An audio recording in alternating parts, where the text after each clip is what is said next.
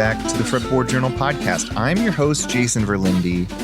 As I sure hope you know by now, we put out a gorgeous reader-supported quarterly magazine that is made just for like-minded guitar fanatics such as yourself.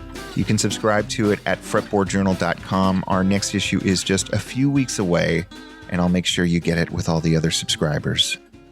So, did anyone else out there catch the clip where actress Amanda Seyfried appeared on the Jimmy Fallon show? In what's now become a bit of a viral video, she's being interviewed by Jimmy Fallon and talking about how she's taken up the dulcimer. Jimmy Fallon, of course, knew this ahead of time and happened to have one handy behind the couch. He hands it to Amanda, and she proceeds to play a completely mind-bogglingly great version of Joni Mitchell's California for the cameras. If you haven't seen this, go please check it out.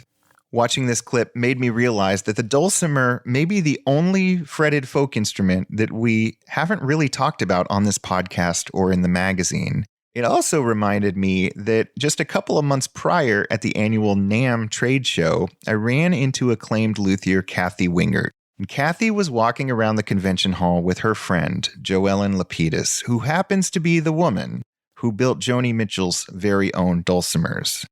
I reached out to Joellen to get her on the podcast. I have to admit, I knew very little about the instrument and its history. What I found out and what you're about to hear is totally fascinating. The dulcimer is a distinctly American creation that has been interpreted a myriad of ways over the decades. There's no standard as to how the instrument should look. There are no golden era blueprints to copy as with guitars. Even the size of the dulcimer itself is kind of open to debate. And as Joellen tells us, in the pre-computer days, in the 60s, a lot of dulcimer makers like herself literally just tried to ballpark what they saw Richard Farina holding on an album cover. Joellen's own story and how she ended up building dulcimers and then selling one to Joni Mitchell is just as fascinating as the instrument itself. And as she was telling me the history of the instrument, and telling me how she wasn't even the only female dulcimer maker back in the 60s, I had to wonder, were there any women building guitars or banjos or mandolins back then? Maybe one of you will tell me. And today we're going to take our first ever deep dive into the world of dulcimers and Joni Mitchell. I hope you like it. Our podcast is brought to you, as always, by Peghead Nation, a terrific online instruction portal. No dulcimer lessons yet, at least when I last checked. But you can learn how to be a better acoustic guitarist, mandolin player, or banjo player from some of the best instructors and touring musicians in the world. Use the discount code FRETBOARD when you check out, and you will get your first month free. We're also brought to you by Seattle's own Mike and Mike's Guitar Bar, a must-see Seattle guitar shopping experience, a stellar website filled with hundreds of rare vintage acoustics and electrics, and a top-notch repair and restoration site, and it's all just down the street from the Fretboard Journal's Seattle headquarters. And last but not least, Stringjoy Strings is sponsoring the show once again. Whether you want a custom set made to your liking, acoustic or electric guitar strings, or even banjo and mandolin strings now, they have you covered. And now, with all of that out of the way, let's talk to Joellen Lapidus, a Southern California instrument building legend with a story unlike any other we've ever shared. I hope you enjoy it. Joellen, I was walking around the NAMM show, and Kathy Wingert, the acclaimed guitar maker, stopped me. And whenever she tells me to check out anything, I'm of course going to listen because I have the utmost respect for Kathy. And she said, "Do you know who this is?" And it was you. And she proceeded to describe to me that you were not only one of the great dulcimer makers, but that you've made Joni Mitchell's dulcimers and various other folks in the Fretboard Journal orbit. And I filed that away. I walked around the convention hall, as I'm sure you and Kathy did. And then, I don't know what, a month ago, the dulcimer. And you saw no dulcimers there, right? No, none. And then the other day or a few weeks ago, on the Jimmy Fallon show, the dulcimer made a little bit of a comeback for its 15 seconds of fame. And great. I thought, wow, this is like a perfect opportunity to just visit this world, because though there's so much overlap with the world of lutherie and guitars and all the things the Fretboard Journal often writes about, it's its own little universe. These instruments are, they have their own culture. I want to hear everything. So why don't we begin by you telling me when you found the dulcimer and how you started building them? Okay, so we have to go back to 1961. You were not born yet. No, I was a senior in high school, Okay. 1961. Anyway, so I had a really good friend. Let me make sure I got the dates right. Yeah. Okay. I had a really good friend, Susan Kaust. She's deceased now, but she went off to college, to Bard College, which was very progressive in 1961. She was a year ahead of me. And she came back and had made 2 dulcimers. And I was just fascinated by 2 things. You have to remember it's 61. I was fascinated that human beings made musical instruments. They didn't just appear, that actually somebody made them. Boom, boom, boom. And then the second thing was that a girl had made them. Now, I was already a little bit of a woodworker. My father was a woodworker. He did stuff in the garage. And so I thought, oh, I'd like to make one of those. That sounds really interesting. And she played it for me a little bit, very traditional. So that was my first introduction to the dulcimer. Now, it's the 60s, so the folk world is happening. And my friend Susan introduced me to that world. I had been, I played music since I'm 7 years old. Started out on the accordion. They taught it in elementary school in New York City, where I grew up. I grew up in Brooklyn and Queens, and played in orchestras. So I was, pretty much public school education music program, combination of band music and orchestral music. Okay, so here's the dulcimer, and she had already turned me on to guitar. I was playing guitar, Joan Baez, that would, and we had access to everybody in New York. You could see everybody. So anyway, so I go off to college, and in 1965, I meet this guy, and we hitchhike to the Newport Folk Festival, and we hear Richard Farina, who you may not know who he is, but I hear this guy, Richard Farina, and his band, and it changes my entire life. There's something about that music.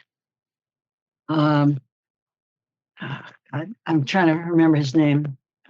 Bruce Langhorne. Mm-hmm. Have you ever heard that name, Bruce? Of course. Yeah. So Bruce was playing drums with, he was playing percussion. I think he was playing an Irish drum, but I don't entirely remember. He may have been playing a big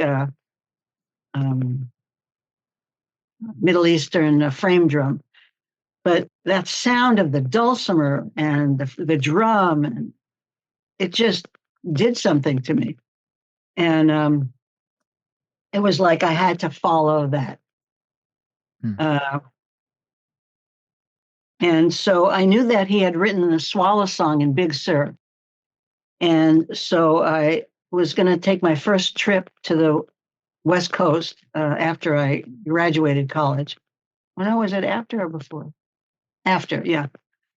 So ended up in Big Sur following the Richard Farina thing, And the thing about Big Sur is all the houses are built off the road. So you drive through, and if you don't know what you're doing, you don't see anything. So anyway, I met some people, and I came back a year later. And it's kind of interesting. I came back in my car and took some riders, and I neglected to tell the people, well, you don't need to hear all that. Anyway, I came back. I ended up visiting this friend of mine who lived at Esalen Institute on the Big Sur coast. And to make a very long story short, I ended up dropping out, as people did, and I ended up working at Esalen, cleaning cabins. I was a maid, and living there in my car for a while, and as we all did. And all of a sudden, I had time to follow that little dream of building this dulcimer. So I had some plans because my chemistry teacher in college was a guitar maker. So we drew up some plans, and So this is where it begins. And let's just, for the sake of painting the picture, Esalen retreat center, I believe, maybe clothing optional some of the time, maybe not. At the bats, only at the bats. Okay. At this time, we're talking We're talking 1967. Okay, so early psychedelic era, early. Right. What were some of the things being taught? Who were the instructors? Was music permeating the whole place, or was it? Yeah. Good questions, really good questions, because what you're asking me about is very formative to the dulcimer world and my dulcimer history. Okay, cool. So, first of all, Esalen then was not what it is now. It had become a refuge for avant-garde psychologists, psychotherapists, spiritual people from LA and San Francisco and probably the whole country. So if you were on staff, you became the guinea pig for all these people to come and experiment. Oh my God. And it was really fun. Let me tell you, it was really fun. We had encounter groups. We had these things called batakas that we would beat each other up with and yell and scream. And it was very unorthodox psychotherapy and body movements. It was all about bringing the body back into psychotherapy. Not the Freudian way of always talking about the body in terms of sexual development, but it was about getting in touch with your body. Okay, so musically, there was also, before that period, it was a refuge for outlaws from San Francisco, LA, everywhere. So there was your Big Sur community that had been there for generations versus these newcomers and then the hippies. And so it was just a place that was just fomenting with energy and conflict and excitement. But anyway, the music that was played was all mostly drums, mostly people, conga drums. People had built their own drums. I mean, a lot of artists lived there because most of the people who worked at Esalen at that time were artists. And so it was a very amazing environment. But anyway, so the music would start. And now I had studied anthropology in college. So when you study anthropology, you learn about all these tribes, and that music is not like on a stage. It's just part of life. You know, people get together, they in the village, and they play music, they dance, they celebrate. And that's what it was like in Big Sur. It was like people just got together to play music for music's sake. And it would go on all night. It would sometimes go on all night. And there was a lot of drugs involved, you know. But beyond that, it was, for me, a very different experience of playing music than reading notes off a page. Nobody had music. It was all improvised. And so I had to learn to feel inside for the music, not look outside on a page. So it was a huge musical discovery for me, a learning experience of having to listen in an intuitive way, in a, I guess the best word is intuitive. Yeah. It was fabulous. And you would go into very altered states. And it wasn't just the drugs, it was the experience of playing with 30 people who all found a groove together. And it was a very free-form kind of dancing. It wasn't ballroom dancing. It wasn't ballet. It was just like moving freely. Now, if you want to get to the naked part, that's where we had these hot springs. And the hot springs, you went down this hill, and they were on the edge of the cliff. So when you were in the hot springs, you were looking out at the ocean. It was magnificent. And the water was very hot. These big concrete tubs, they were probably maybe 6 feet or 8 feet by 8 feet. And if you sat, the water would maybe come up to your chest. So it was a pretty unique experience for a city girl.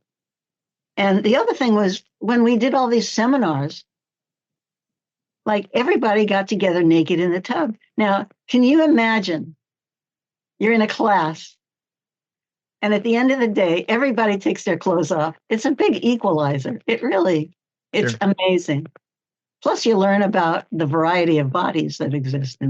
Anyway, so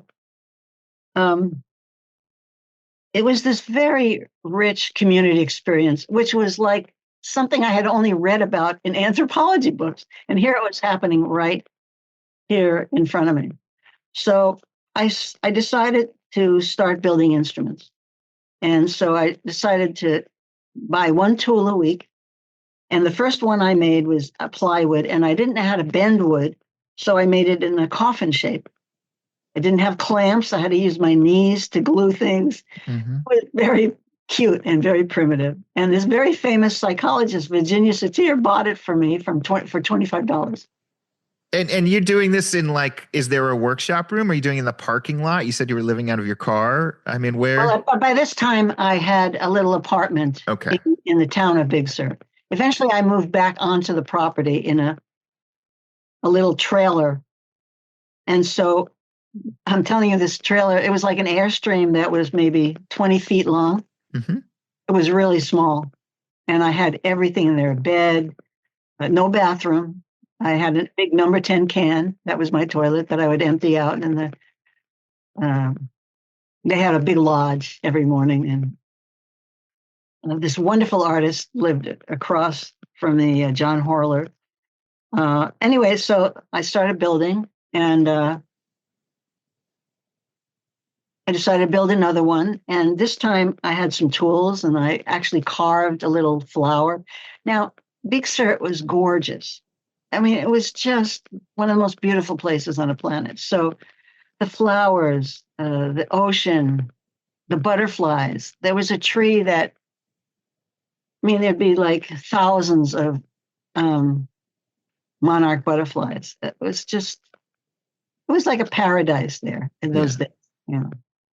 And so I carved this little flower, and somebody bought the dulcimer from me. And so I thought, oh, this is kind of cool. Hey, man, and I never thought of myself as an artist, a musician, yes, but not an artist. But I carved a flower. So the next one was a little more complicated. Anyway, somewhere around this time, I can't remember what happened first, but this woman, Bonnie Carroll, who's also a dulcimer from Colorado, put on a dulcimer festival. It was like a big hippie dulcimer festival in Colorado, called Rabbit Junction. It's a huge part of West Coast and national dulcimer history. Okay. Rabbit Junction, Bonnie Carroll. Anyway, it drew all the dulcimer players from everywhere. Well, not everywhere. It was, okay, so here's where you have to have a little history. The dulcimer didn't exist before the United States. It's a totally American folk instrument that has its ancestors in Europe. There's a Swedish instrument, there's a German instrument, Finnish instrument that have similarities. And what they all have in common is that the fretboard is on top of the sound box.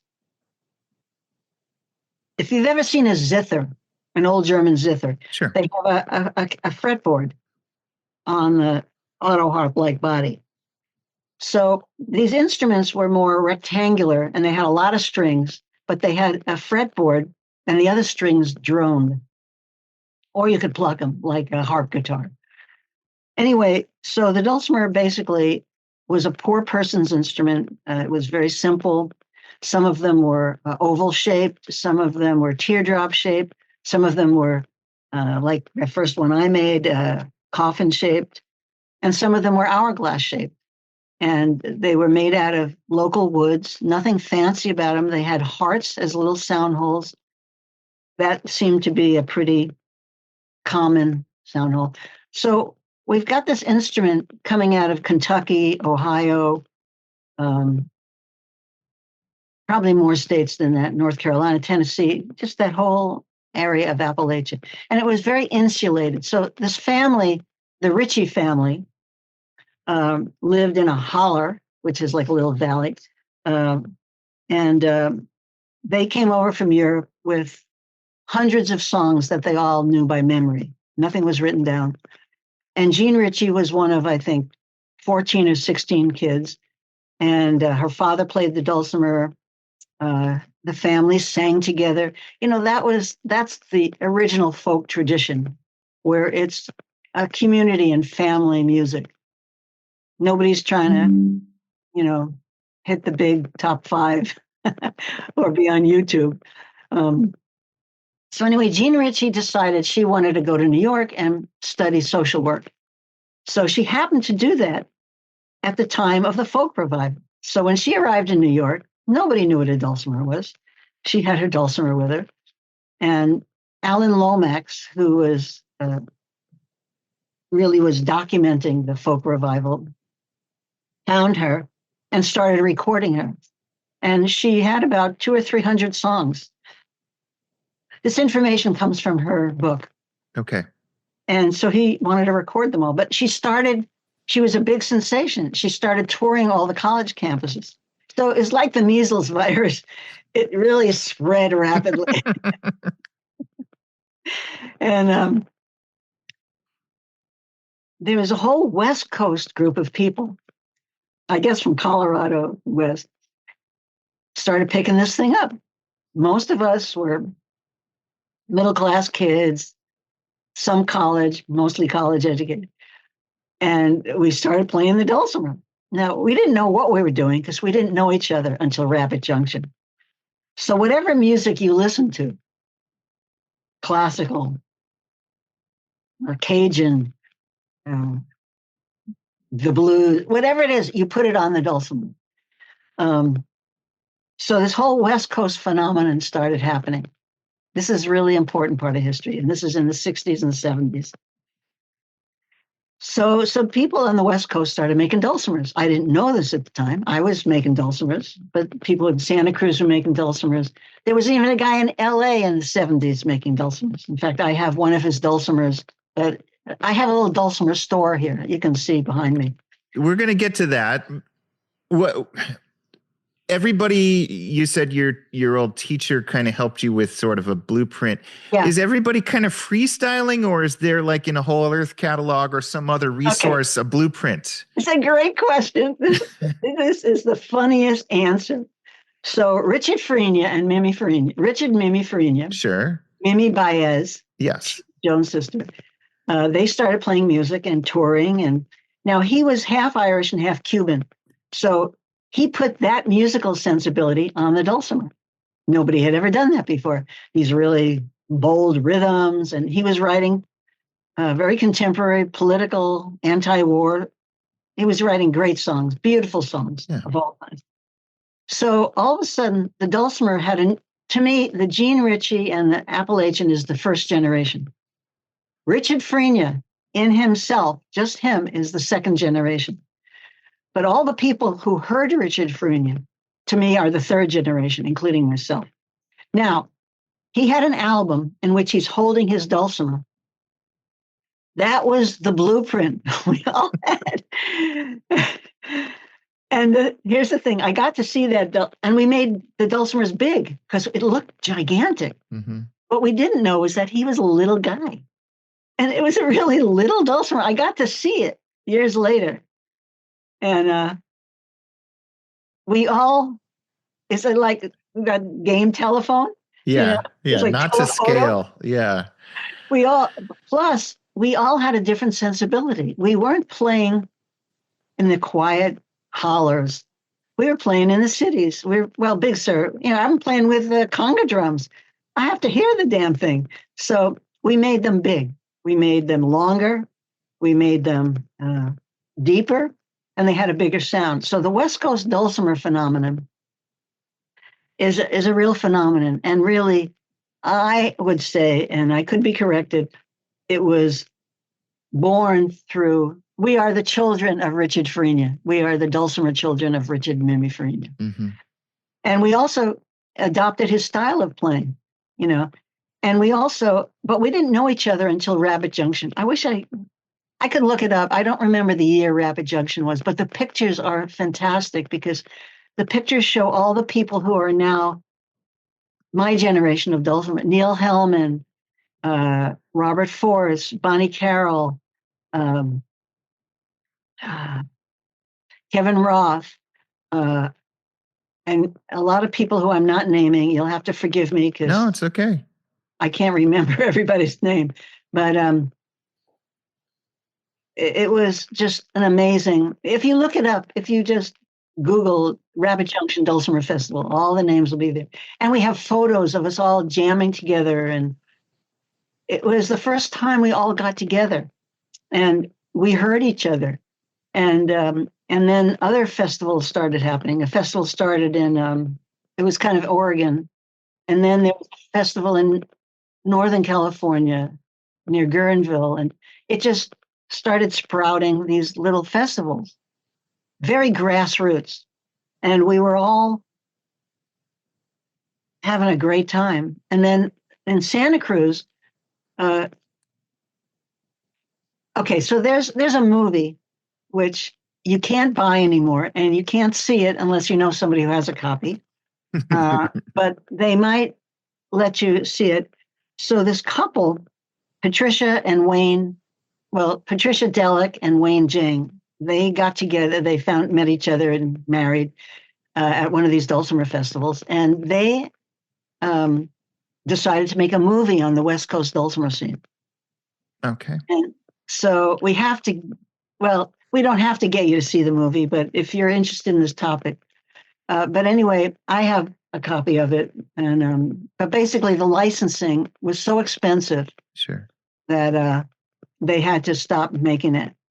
But all that history is in there of all. So there was this place in Santa Cruz. These guys were woodworkers. And the way they describe it, one day a car pulled up and these hippies got out and they said, "Do you know a place that we could set up and make dulcimers?" And they said, well, "Okay, we don't know maybe they did know what a dulcimer was." I said, "Okay." And they made terrible dulcimers, but then they left town. But the people who were in Santa Cruz, they started building really nice dulcimers. And that was a company called Capratoris. Okay. Those were the bad makers, or those were the people who inherited the mess of the bad makers? Who inherited the mess, Capratoris. Okay. And they started going to the Renaissance fairs and selling oodles of dulcimers because it's so easy to play the dulcimer at first. Can you hit a bad note on a dulcimer? Okay. The traditional dulcimers, once you have them in tune, and they're all open tunings, which means if you strike the notes, it sounds good. And there's an evolution of tunings too. Like everybody used to play in DAA, a D on the bass string, the other, either a middle string and a melody or a middle string and a double melody. Once you're in tune, you can't hit a wrong note. And it's like the white keys of the piano starting at the third fret. So you get do, re, mi, fa, sol, la, ti. Now, at some point, we credit it to a guy named Howie Mitchell. He added a 6+ fret. And that engendered the current prevalence of the tuning DAD. The reason DAD became so popular is that you could play the major scale now from the open fret, but you could also play all kinds of chords that you couldn't get in DAA without that extra fret. From that time on, almost all dulcimers became built with the extra fret. For example, this dulcimer that I have from 1974. So there was a dulcimer company in, here, I'll show it to you. It's a little tricky to get it down. But the dulcimer company that started in Los Angeles called the Dulcimer Works. The only person I know from that is a guy named Carmi Simon. He lives in Mexico now. But it was a very traditional dulcimer, unlike the other West Coast dulcimers. I don't know the history of how they started building them and why. It really approximates the Gene Ritchie dulcimer. A very thin side. Maybe the side is 1.5 inches, whereas our sides are like 2 inches, sometimes 2 1/4. It's very thin compared to the biggest dulcimers we build. But anyway, they built a lot of dulcimers, and but they didn't put the extra fret in because they were modeling their instrument on a traditional thing. We were modeling our instruments on that Richard Farina. Well, that's the question. This is where it's mind-boggling to me. If 200 aspiring luthiers decided to make a guitar without the internet and all they had was an LP cover of a Martin, no one would know what's going on inside, if anything is going on inside. Nobody would know what woods or scale length. When you went to that first Rabbit Junction, was it just like, here's my version of adult? Did everybody just have a different interpretation of what this box with strings was like? Like what we like to say is the dulcimer is an untamed animal. There's no rules. Okay. But the only rule is that the fretboard is on top of the sound box. Okay. Now, some people hollow it out. I do. Some people don't. Some people have what's called a strum hollow. I don't know if you can. Oh, yeah. Look at. I'm pointing to my Zoom screen. That's not going to help you. No. Okay. Look at the bottom of the instruments. Can you see that at the end of the fretboard, there's kind of an area scooped out? Yeah, scalloped or whatever. That's called the strum hollow. That's where supposedly you're not hitting the fretboard when you strum with a pick. Okay. Now, in the old days, in Appalachia, they used a turkey feather cut for a pick. And you were saying, and they used a little wooden dowel as what we call a noter. And you'd hold that dowel in your left hand and you would press down on the frets. And so what happened was, because you're in open tunings and you don't have all the frets, you get this kind of like a pedal steel. You're always sliding up and down the notes. It's a very dulcimer sound, and the other strings are droning. So it's a different sound than a guitar, because the traditional way is to play melody on the melody string, and the other strings drone. As the dulcimer developed, more chords were played. The dulcimer originally was meant to be an accompaniment to the voice, the singing.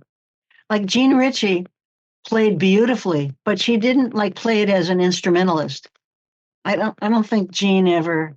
I could be wrong about this. So, but what happened when the dulcimer got launched is people started. Let me turn my phone off.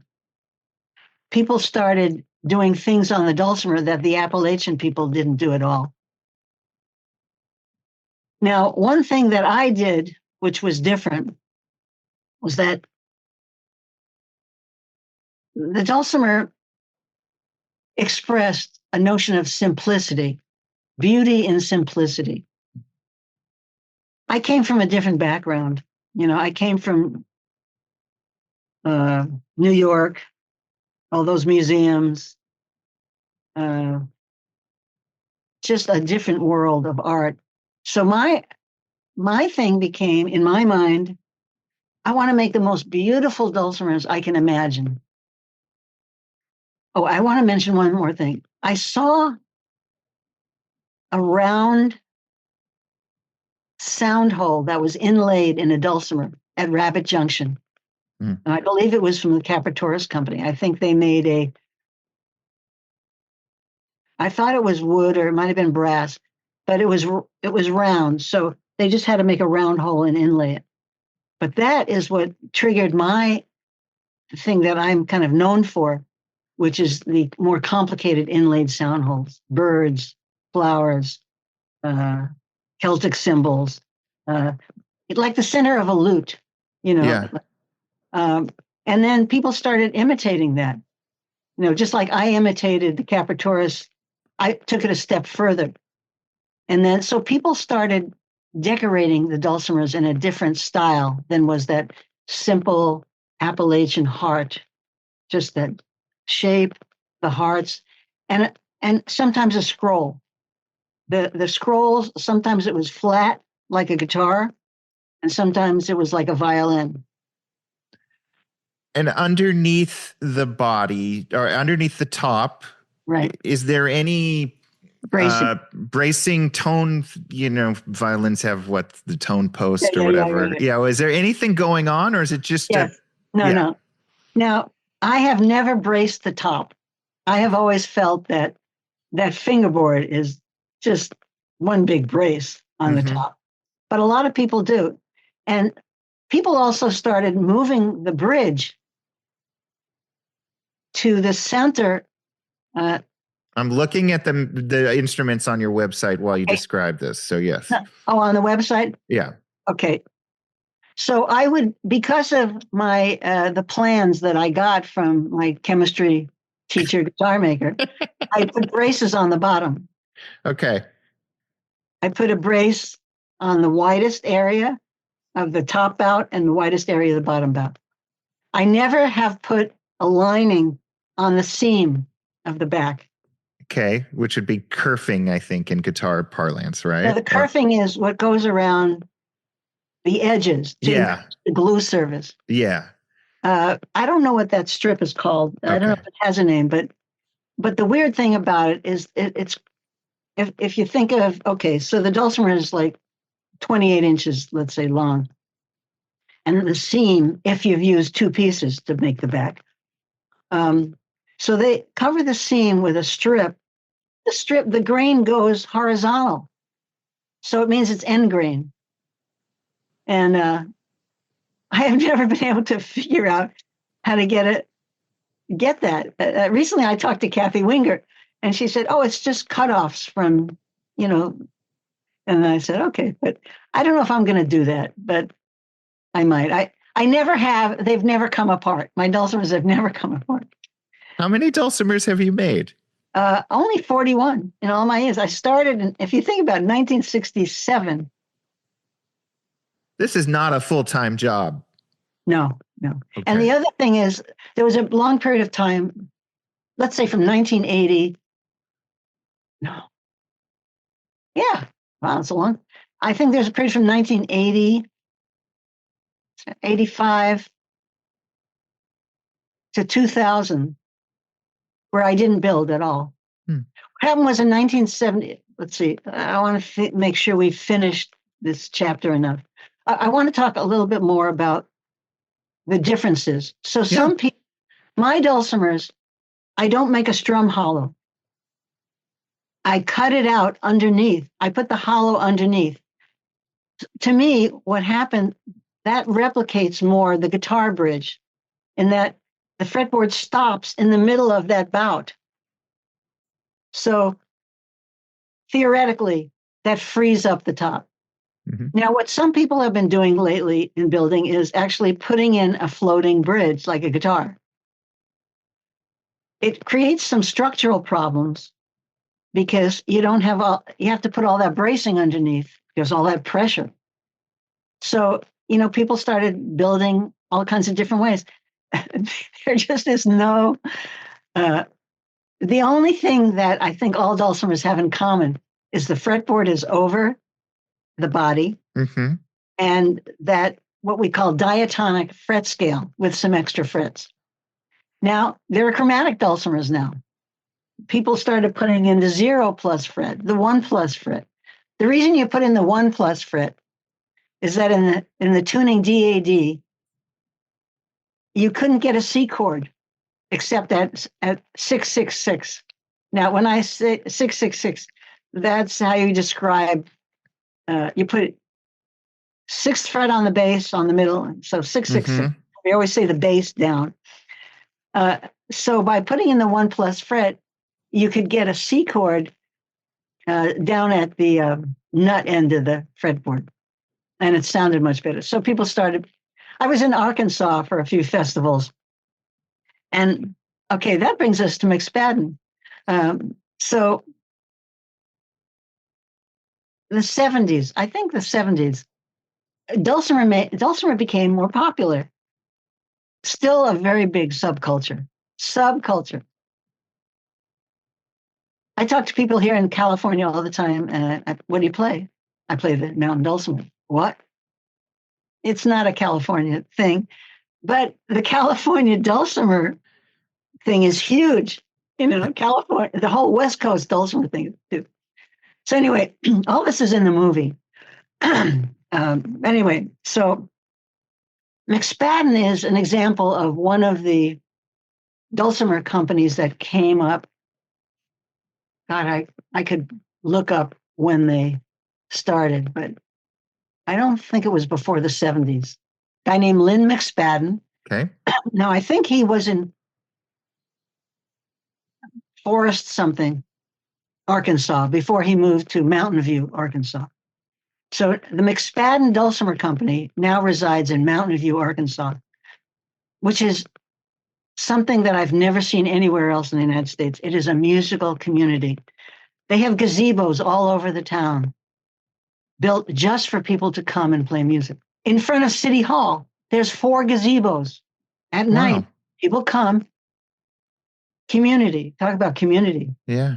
And they come and play music. Mostly bluegrass, traditional, but every kind of music. Banjo, dulcimer, guitar, bass, mandolin, fiddle. And the school system, every child gets an instrument for free. And they have a big cultural center there. Whoever's listening to this, if you ever want to take an interesting little excursion. Yeah, I'm thinking photo essay for a future Flipboard Journal article. Oh, yeah. Absolutely. Yeah. And because they have this huge performance space, and they also have an area, it's almost like a Renaissance fair or one of these crafts fairs where they have people doing leather work, metal work, glass blowing, all the Appalachian arts are there. And when I was there, my souvenir that I bought was I have to show you this.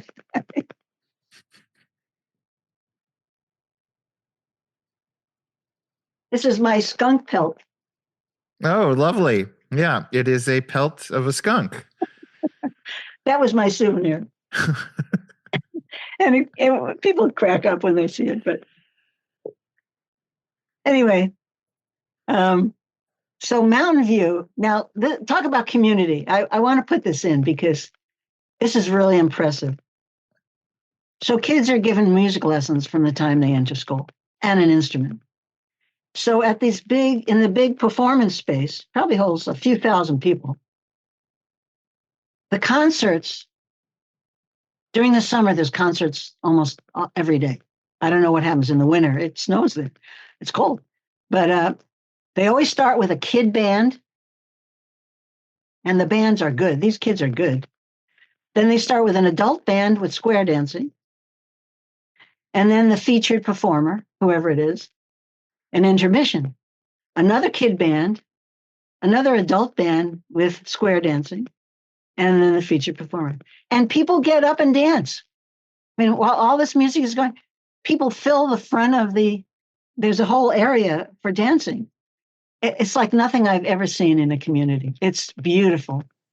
I was getting rid of photos on my phone the other day, and I discovered I had some video of that. If I can find it, I'll send it to you. Yeah. It's just beautiful. Yeah. So I was the featured performer there one time. And then I came back and taught another time because they have a dulcimer festival there. It's someplace, and the radio stations feature the music, and it's a wonderful little town. Now, I flew into Memphis. You can fly into Little Rock, but it's a 4-hour drive. You can't fly in. And you go through flat farmland, Arkansas, flat, and then all of a sudden there's hills. They're hills, they're not mountains, but it's beautiful there. It's just beautiful. So that's McSpadden. Now McSpadden has changed hands a few times. Lynn McSpadden, he sold it. Can't remember his name. I'll get it to you. And then they recently, maybe in the last 3 years, sold it to this guy, Tim. I'll get you the right names. No, it's okay. So you've got all these people everyone's marching to the beat of their own drummer a little bit in terms of what a dulcimer actually should look like and how it should be constructed. At what point in your journey did you start to get an order or two from the likes of Joni Mitchell or David Crosby or any of these like Okay, LA let's go back. luminaries? Let's go back to Big Sur. Yeah, because that changed my life. So they were going to have the Big Sur Folk Festival. And since I was on staff there by this time. I ran the maid service crew. That was my job and my day job. And I decided that I loved Joni Mitchell. I loved the Incredible String Band. I loved all that music that was coming out of the 60s and 70s. Well, it's the 60s. Okay, so I decided that I was going to make a dulcimer and call it the festival model. And I told all my friends I was going to sell it to Joni Mitchell or the Incredible String Band. Okay. And they looked at me and they went, yeah, right. And I did. Yeah. So I went out in the woods for inspiration. Now, I still wasn't bending wood. I still didn't know how to bend wood. So I came up with this design of this elongated violin. It's on my website. Yeah. And I had to cut it out of a 2-inch piece of walnut. I cut it out, the hole, the peg head, the sides, everything is out of one piece of wood. I cut out the outside and then I cut out the inside and sanded it. And that was the body. What a waste of wood. But, anyway, so I think I only made one other instrument in that shape. Anyway, and I found these flowers, these red wild columbine flowers, and I decided that'll be the sound holes. So I made the instrument. I didn't have the finish on, but I had the strings on, everything. So the day of the festival, since I worked there, I lived right on the property. I took my dulcimer and I kept looking around. Joni was walking toward me, so I put it down on this table, and she saw it and she came over. This is such a great story. And she said, "What is that?" I said, "Oh, this is a dulcimer. You want to hear what it sounds like?" And she said, "Yeah." So I played for her. And my playing then, it was just like a fountain of inspiration. I mean, it was just Big Sur. It was just something about that. Anyway, so she said, "Oh, could I try it?" I said, "Yeah." I said, "You're going to really like it. It's all open tunings, which is what you do." So she played it and she said, "Is it for sale?" I said, "Yes." And she said, "How much?" I said, "It's $200. She said, "I'd like to buy it." And my friends were like, and I'm trying to keep a straight face, but my adrenaline is pumping like crazy. And she said, "I have to go to a rehearsal right now, but or something, sound check. But I'm in room number blah blah blah. Could you bring it by later?" I said, "Sure." And when she went off, we were all like insane. It was just such a great moment in my life. So I went back to the room later, and David Crosby was there, Graham Nash was there, some other people, and she introduced me with glowing admiration. And so eventually, over the next 2 years, David ordered a dulcimer, Jackson Browne ordered a dulcimer. Who else? The guy from the band, Garth Hudson, ordered a dulcimer. Now, and they started getting more. I learned how to bend sides finally. And what happened was Joni was going on tour. I think this is 1971 or 2. I got a phone call from her. And she said, so she went off, took that dulcimer, she went off to Europe, to Greece, to Crete. And that's where she wrote the 4 dulcimer songs that are on her Blue album. She took the dulcimer because it was lighter than a guitar. It was easy. It had this really beautiful hippie sheepskin case with, I made the case myself, sewed it myself with leather strap. And it was so 60s, Anyway, so I got a call and she said, somebody at a party stepped on my dulcimer, and I'm going on tour. Do you have anything? I never have anything for sale, but I happen to have this thing called the Princess Dulcimer, which is also on the website. I said, yeah. She said, can you fly down to LA? And yeah, I said, yeah. So I flew down there and with the dulcimer and met all these people. I mean, it was just amazing. Went to her house in Laurel Canyon. And that's how she got that dulcimer. And all the BBC recordings feature her playing that dulcimer. Wow. Yeah. But so, it's your dulcimers on all the on the Blue album, yeah. And the other thing is that in one of the BBC recordings, she talks about me and the dulcimer. So that's my Andy Warhol 15 minutes of fame, you know. So now with this big revival of the 50th anniversary of the Blue album, I can't tell you how many interviews. I've been interviewed by the Rolling Stone, a paper in England, Australia. I mean, all over. I get calls all the time. Also, people who love Joni. Sure. Like, that's how Harry Styles came into the picture. I got a call one day. Hi, my name is Harry. I'm a big fan of Joni Mitchell. I read that you made her dulcimers. Do you have anything for sale? I said, sure, come on by. I didn't know who he was. He came by with his friend, it might be his manager, Tom, and they bought a dulcimer that was my dulcimer for many years called the Crying Seahorse. Beautiful dulcimer. And he bought a whole bunch of other dulcimers. Most of them were used dulcimers that I fix up. That's something I do. I get used dulcimers and I fix them up and I sell them in my little dulcimer store. So he was in LA making an album, and apparently he wrote some songs on it. But when you listen to the album, you can't really hear the dulcimer because there's a bass, the electric guitar, it's drowned out. But Joni's tunes, the four tunes, you really hear the dulcimer, you know. I have so many questions. Did Joni's Blue dulcimer ever get fixed, or did it get left behind? Oh, yeah. So I took it back with me and I fixed it. It was fixable. Okay. You know? And then I've heard conflicting stories. I have Carrie from Carrie Get Out Your Cane is a friend of mine. And he said that she still has that dulcimer.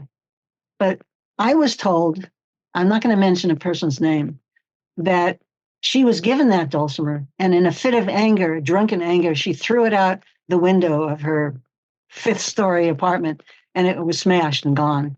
But Carrie said that she still had it, so I don't know what's true and what's not true.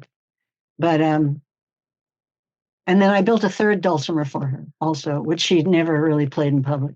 Okay. It strikes me that I'm looking at your website. That original Joni dulcimer was $200. Is it just the free-flowing, democratic nature of the dulcimer? I mean, I couldn't find a dulcimer that cost more than $1,000. Oh, that's not true anymore. That's it's not true. Oh, okay. No. There are fancy dulcimers. Well, everything has evolved. Yeah. There are dulcimer makers who make very simple dulcimers with no ornamentation. And for example, a guy named Jerry Rockwell is a wonderful, innovative player, and he does amazing things with pickups and looping. And the dulcimer has, especially in the last 15 years, taken off in terms of expanding its repertoire, its versatility. There's a guy named Sam Edelston who plays heavy metal and rock and roll on the dulcimer. Okay. And he does well. So, for example, I think Jerry's dulcimers cost about $1,700. Okay. There's a guy named, if you look at the dulcimer, if our screens are correct, there's a dulcimer all the way on the left on the top. That's a Terry McCafferty dulcimer. I heard one of those about 6 years ago, and I went, oh, my God, this is amazing. For picking, like I'm mostly a strummer, but I also do picking. So I change dulcimers if I'm playing a very beautiful fingerpick piece. So I bought that dulcimer. I think it was about $1,700 or $1,800. Okay. But there's a lot. Bonnie Carroll's dulcimers went over 2,000. My instruments went up to 2,000, 4,000. I make so few dulcimers and I spend so much time on them. And the way I build, I still build by hand pretty much. I mean, I have a shop of power tools, but most of the work is by hand. Each one is a unique design. I don't have, well, I do have a few shapes by now that I repeat, but I don't have a mold that I can make, And the bottom left one is the jellyfish dulcimer. There was a a period of time where I was making two at a time because I would have one custom one for the person, and then I would have one for sale. Plus, I would give them the better dulcimer, whichever one came out, because they all vary. But if you think about guitars, there's a lot of different guitar shapes. Sure. Especially electric guitars, right? Yeah. But dulcimers too. Now, there's a guy, what's his name? It'll come to me. Now, if you look, I'm going to segue. So I was doing this for a while, and then I went back to New York, and I found out that the Museum of Natural History in New York had this amazing collection, musical instrument collection. In fact, there's a catalog, a book. And what I saw was that the shapes of a lot of the stuff that was being built, like maybe from 1500 to 1800, was a lot of the shapes, ideas that I was doing. And I had never seen these instruments before, but there's only so much you can do. You make points like a violin, you have those little corners. Yeah. There's so much you can do. But the people in the Renaissance, they experimented with shapes like crazy. I mean, and if you look, they did what's happening in the dulcimer world is exactly what happened then. It's a free-for-all because the dulcimer is simpler than the guitar. You almost can't build a bad dulcimer. It's a box with a thing on top. Mm-hmm. If you don't have a lot of glue and a piece of wood with a big knot hole in it, it will sound pretty good. Yeah. And they're even cardboard dulcimers.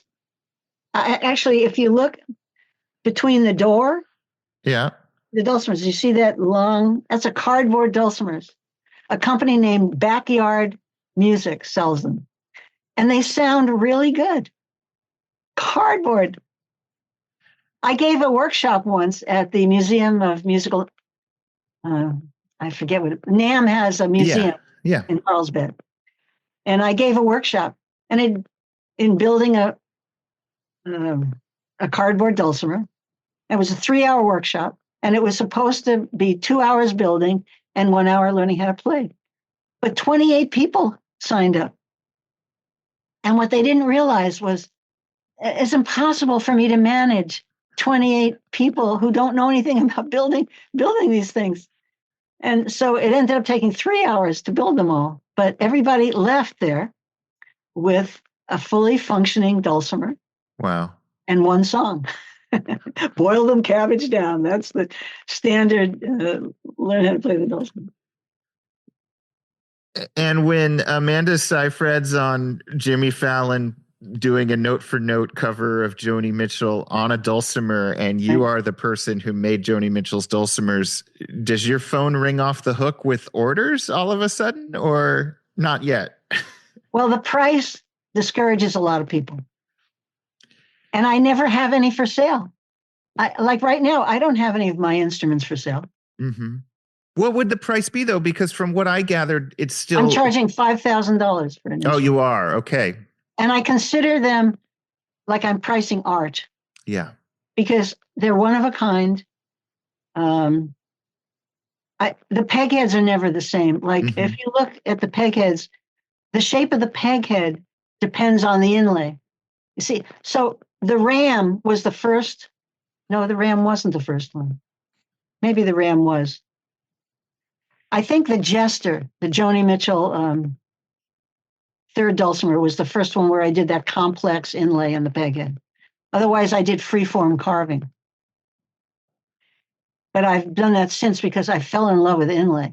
I just love it.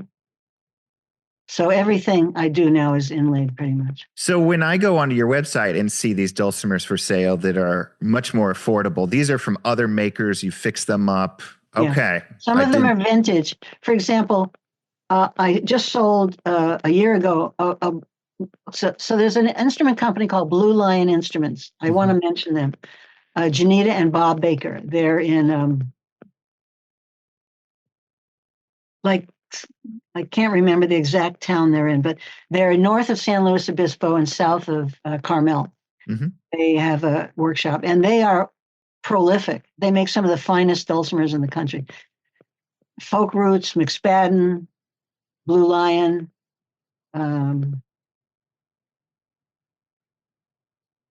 Capitoris got bought by this company called Folk Roots in Indiana. So they do the old line of Capitoris dulcimers that are now called Folk Roots. And they also have their own line, Folk Works. Now they go on their website, Folk Roots. They're using a CNC machine. You know what that is? Yeah, I was going to say, so these instruments, like the ones that you're fixing up, sprucing up, these are for the guitar people listening to this, the mass market, factory made. You're the Kathy Wingert of the dulcimer world. We can say that. We could say that, yeah. Only Kathy is more prolific than I am. I asked her how many guitars she makes a year. She said it could be 8 or 9 and up to 16. And I thought, I'm jealous. But, I had a day job that I retired from 2 years ago, and I was hoping to build more instruments. And I haven't, but I have 2 in the works right now. Okay. 2 of them, I've bent the sides. I'm doing mostly custom inlay jobs right now. That's what I'm doing right now. I'm doing one now for some people on the East Coast. They're marine biologists, and it's all shorebirds, a great white heron. I'm working on the sandpiper, a seagull, and a bunch of little sandpipers running down the sand. That's what I'm working on right now. But once I finish that, I'm going to start building these 2 dulcimers. But I also I had a cohort named Robbie Long in Northern California. And he stopped building dulcimers, and he built really nice dulcimers. And he was cleaning out his garage and trying to get rid of everything. And he said, if you don't take these, I'm going to just throw them away. So I took them all. So I have about 5 or 6 of his dulcimers. And but they all need fixing up. And but I like finding these older vintage dulcimers. They have to be good dulcimers. Warren May is another fabulous dulcimer maker. I don't think he's building anymore. But people used to call me up giving me dulcimers all the time that they had in their closets. It doesn't happen anymore because of eBay. People are selling them now on eBay, Craigslist. But I like the old dulcimers. I like fixing them up and having them for sale at a more affordable. Like McSpaddens, you can buy a McSpadden for $545. That one, look at the top row. There's 2 identical. They're both McSpaddens facing us. The one it's actually on the right, but it's on the right. It's a walnut and red and walnut and sycamore top. And that's $545. That's the standard McSpadden. Now it's a good dulcimer to learn on, but it's not a student model. Like Cindy Lauper plays McSpadden dulcimer. Give McSpadden a little shout out. Okay. I'm learning so much. We've talked about inlay. We've talked about sound hole. We've talked about the scroll. do the woods must play a role in how these things sound? Yeah, they do. Do you have a favorite combo? Well, from McSpadden, my favorite combo is walnut and redwood. Okay. Although I just sold a cherry redwood dulcimer that had all the bells and whistles. It had a pickup. Yeah, we put pickups on them now. Mm-hmm. It had a pickup. It had all the extra frets. It had an ebony fretboard overlay. You see the two McSpaddens, the one on the left, that has the extra frets and the ebony fretboard, but it doesn't have the pickup. But so that one is about, I think it's about $700 or $750 or something like that. Mm-hmm. So the range is, there's a huge range. Yeah. What are your favorite woods on your own instruments? So I have, at the moment, I never liked walnut to build, even though that wild columbine was, some quarter-inch thick walnut. But I like the McSpadden walnut and redwoods. I've never used redwood on a top yet, but I like a wood called Paduke. It's like a mahogany, but the color is this rich orange rust color. My dulcimer, the Pelican dulcimer, which my chair is in the way. It's okay. Well, you can see it on the website. There it is. It has a Paduke sides and back. And so one dulcimer I'm building right now is all Paduke. It's going to be a Paduke top, Paduke fretboard with the ebony overlay. The reason we like the ebony overlays is that when you do inlay in them, it's very forgiving, because if it's not perfect, you just put a little epoxy and black sawdust and your work looks great. But I have some fabulous wood that I love. East Indian rosewood too. I have a lot of that I've resawed to build with, and they have very different sounds. The rosewood, it's kind of the difference between a Marine uniform and an Army uniform. Maybe I should say Air Force. The rosewood just has like a regal sound. It just has a bright, full sound, but it's almost too much. Like, I don't own a rosewood dulcimer. I own a Paduke dulcimer. The Paduke is warmer. I really like the warm sound. Now, I'm mostly a strummer, so the instruments I make tend to be really good for strumming. Like, they'll go really fast. They'll retain the fullness of sound. Whereas the Terry McCafferty's, the sound, when people hear that dulcimer, it sounds like it's coming through an amplifier with the best reverb and stuff on it. It just is, it's amazing, the sound. It sounds like a harpsichord. I mean, it's just beautiful. So if I'm doing picking at a concert, I always work on that one. The jellyfish dulcimer also has that quality. It's not as spectacular as the Terry McCafferty, but there's certain songs I will play on that dulcimer. So each dulcimer has its own voice, like guitars. And I'm guessing you're not, maybe you are using a turkey feather, like you mentioned earlier. What do people use, guitar picks mostly, or are there dulcimer picks I've never even seen? I use a Fender thin. Okay, Fender. And I break at least one of them during a show. But it gives me, if you've heard my playing, I have a very fast right hand. And I studied it. I left Big Sur to study Indian music at the Ali Akbar College of Indian Music.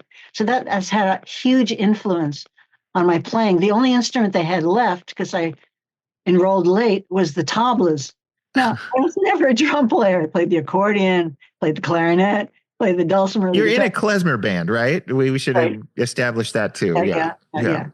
Called schmaltz, right? Chicken fat, right? I have a folk band too. They're called the Urban Gypsies. Okay. Yeah. Do you play around LA or the Southern California? Yeah. Since the pandemic, we haven't played much, but we played recently at Boulevard Music. We're playing in April at a like a senior adult living place, and Yeah. we don't play that much. I find that I have found it very hard to get gigs with my band because it's not. We play an assortment of music. I mean, like I tried to get in the Pasadena festival. I mean, believe me, I've sent my stuff. It's been very difficult. So I like to play wherever I can play. Like it seems like the adult communities, these adult are good places to play. Plus, when we had the klezmer band, we played at a lot of rehabs, hospitals, nursing homes. Sure. And I'm telling you, that music just wakes people up. I mean, you walk in a room and people are like, by the end of our hour, if the staff is, everybody's up dancing. I mean, that warms my heart. It's like great. Yeah. Yeah.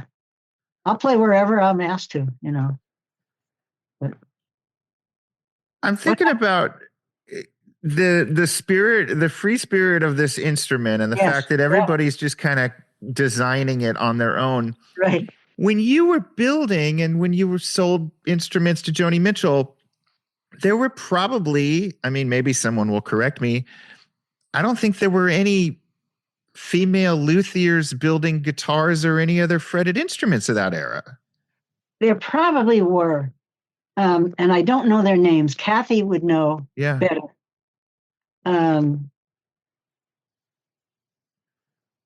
But there's something about this instrument that it's inclusive enough, and maybe because there's no rule book, or there wasn't at the time, anyone felt like they could try their hand at it, right? Well, there's Janita Baker, who is with Blue Lion. Yeah. There's Bonnie Carroll in Denver, in Colorado. Yeah. And they both had husbands who were also extremely fabulous craftsmen. Yeah. I built by myself. I didn't have a.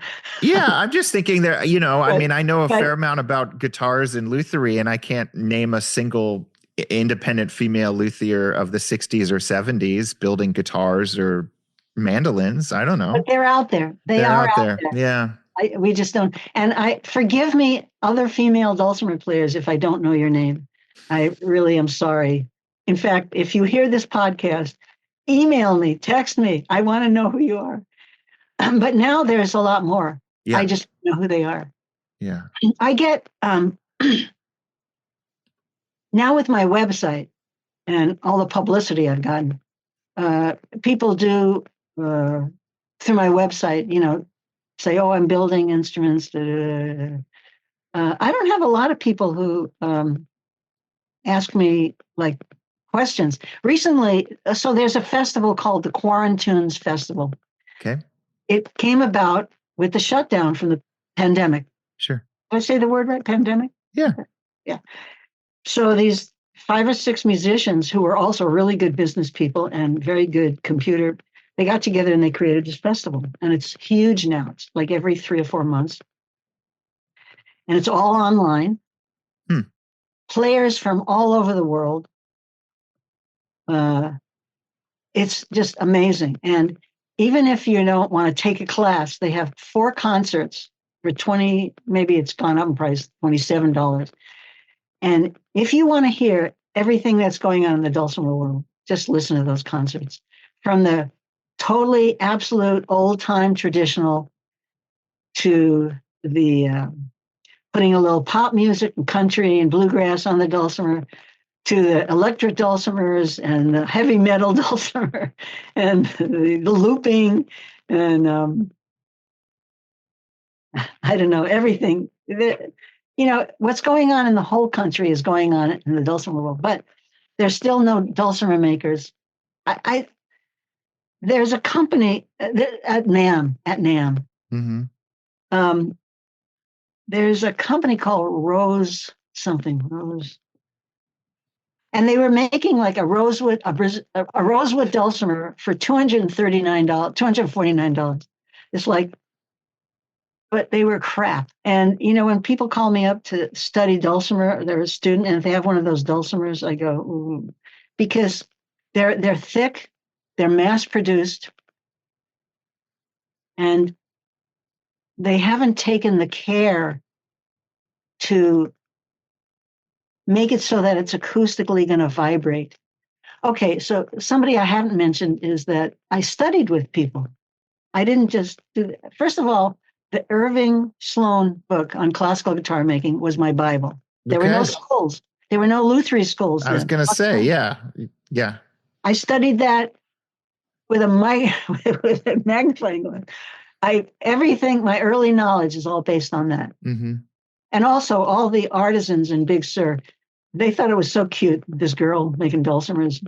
And the lumber yards in Carmel Valley, they helped me and taught me stuff. They were very, I didn't face any negativity until later. Yeah. My earliest experiences, people are very supportive and willing to teach me stuff. But then I studied with this wonderful guitar maker, Freddie Mejia. He was a flamenco guitar player. Okay. And he taught me the biggest lessons of my Lutheran life, which is they had a property in Carmel Valley. They were the flamenco troupe that went to the Renaissance fairs at that time. And his workshop was in his barn. So he had me hold his guitar, and he stood at the other end of the barn, and he started talking to me, and the guitar vibrated. Mm-hmm. And he said, Joellen, you have to make the instrument alive. You have to make it come alive. So that's my criteria when I work with a piece of wood and I tap it.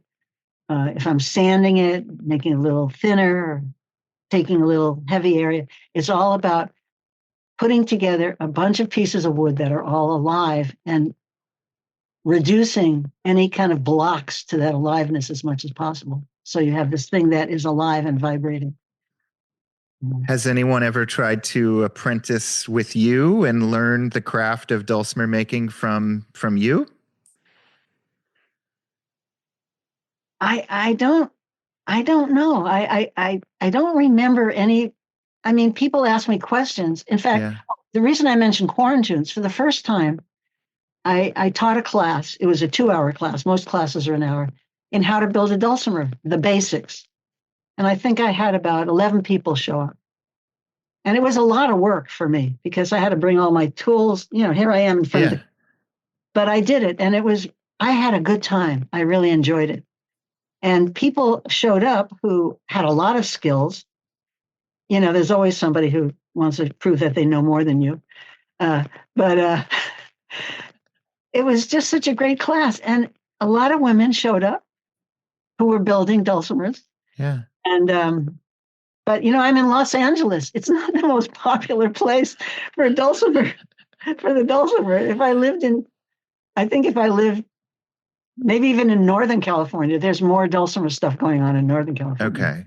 Yeah. We don't, there's a Southern California Dulcimer Festival, but it features mostly the hammer dulcimer. For some reason, these dulcimer festivals have paired together two totally unrelated instruments. I was going to say, as if an instrument, I won't say maligned, but like how confusing for the average music fan. It's like they couldn't be more different, but they have the exact same name almost. One is the predecessor of the piano. Mm-hmm. And everything came from the Middle East. Yeah. The Middle East had the qanun, the cymbalum, and the hammer dulcimer. The hammers have now been replaced by the piano keys and hammers. Yeah. Whereas the dulcimer comes from a whole different, it's funny, it doesn't really come from the guitar. It's not an offshoot of the guitar. It's an offshoot of these other instruments.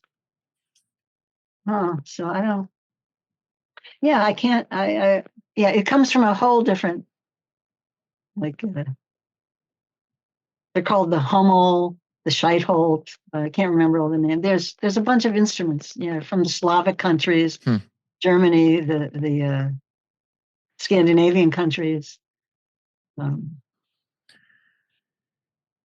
You are a fountain of knowledge, and I've learned a lot. I was just, I probably asked some dumb questions, and you corrected me, but no, I think there's only one question I had to correct on the purfling. Purfling and pricing. I think I underestimated the high-end dulcimer market. I know I did. Joellen, this was so fun, and everybody go run out and order a dulcimer from you. That would be great. Keep you busy in your retirement. Yeah. No, I like teaching the dulcimer. I like selling instruments to people. I love, the thing about a dulcimer is in your first lesson, you're playing songs. It's not like the violin. Yeah. And that's so, all of a sudden people are playing music, and it's like. That's what it's all about. It's really, really nice. Thank you so much. This was so much fun. Yeah, very fun. All right, that was my conversation with Joellen. I hope you enjoyed it. I'll include links to her website on the show notes, so if anybody wants to dig deeper, you know where to go. Thanks as always for tuning in. Our 500th episode is just around the corner. I can't thank you all enough.